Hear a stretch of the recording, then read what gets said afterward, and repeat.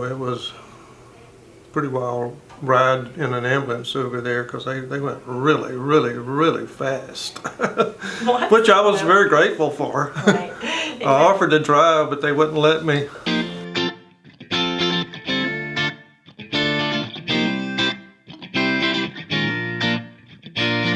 For this Mission Monday, we're here in the CV surgery office with cardiothoracic surgeon, Dr. Smith. How's it going? It's going great. Well, today we wanted to highlight one of our most high-risk cardiovascular surgeries that we perform here. Most highly complex and high-risk procedures we do is actually repair of type A aortic dissection. And that's where the patient has a tear on the inside of their aorta between the two layers, and the first part of their major blood vessels leaving their heart before it reaches the blood vessels that go up to their brain. If I would have tried to go somewhere further, I would not have survived. I was down to my last little bitty few minutes. The way I understand it, if the aorta had ruptured totally, it blew out, but that would have been nothing they could have done for it. It would have been too late. A patient that went through this recently, Mr. Jack Mack, do you recall anything special about his surgery?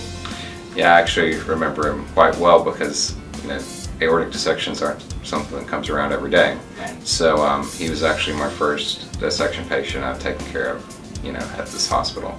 And so his surgery was unique in that he actually had developed one of the potentially deadly complications. The dissection had traveled back to his aortic valve, and we actually had to replace his aortic valve at the same time because it was leaking too severely for him to be able to tolerate being put back together and then weaned off the bypass machine.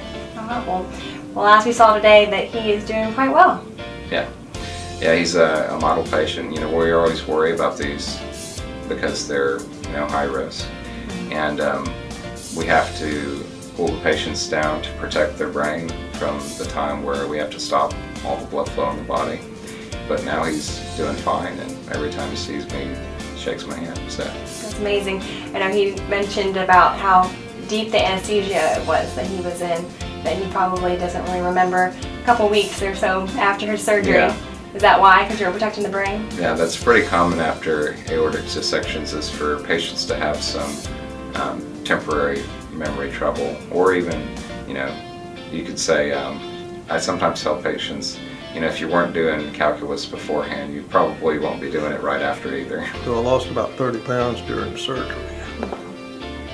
And surgery also changed up taste, smell, everything is different. Things that I used to like to eat, can't stand them anymore.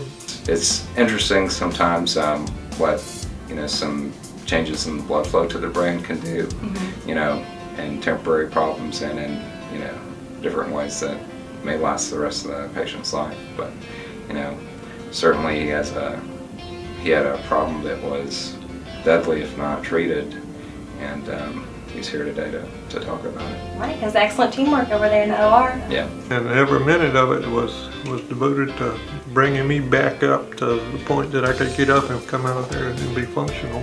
And that's what I have done. So I'm very much appreciative to what Singing River got here.